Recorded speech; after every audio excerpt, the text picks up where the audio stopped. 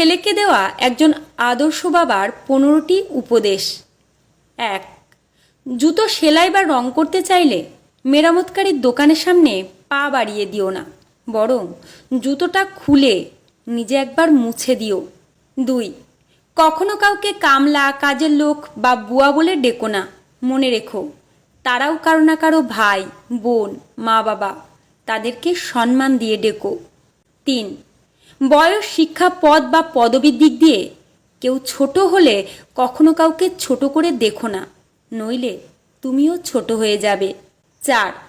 পড়াশোনা করে জীবনে উন্নতি করো, কিন্তু কারো ঘাড়ে পা দিয়ে উপরে ওঠার চেষ্টা করো না। 5. কাউকে সাহায্য করে পিছন ফিরে চেও না, সে লজ্জা পেতে পারে। 6.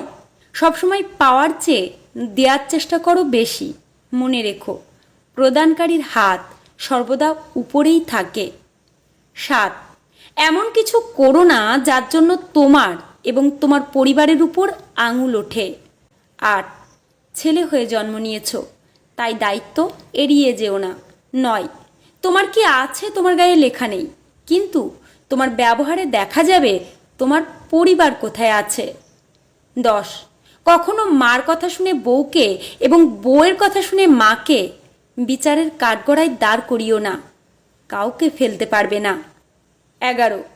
কারো বাসায় নিমন্ত্রণ খেতে গেলে বাসায় দুমুঠো ভাত খেয়ে যেও, অন্যের পাতিলের ভাতের আশায় থেকো না। 12. কারো বাসার খাবার নিয়ে সমালোচনা করো না, কেউ খাবার ইচ্ছে করে অস্বাদ করার চেষ্টা করে না। 13.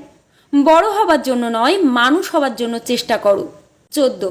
শ্বশুর বা শাশুড়িকে এতটা সম্মান দিও যতটুকু সম্মান তোমার বাবা মাকে দাও, এবং তাদের প্রতি এমন আচরণ করো যাতে করে তাদের মেয়েকে তোমার বাড়ি পাঠানোর জন্য উতলা থাকে। 15.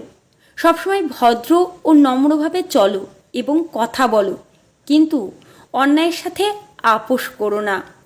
অসাধারণ এই মূল্যবান শিক্ষাগুলো যদি কোনো বাবা মা তাদের সন্তানকে ছোটবেলা থেকে দিয়ে বড় করে তোলেন, তাহলে এই সমাজটা একদিন ঠিক পাল্টে যাবে। আপনাদের কি মতামত কমেন্টে জানাতে ভুলবেন না।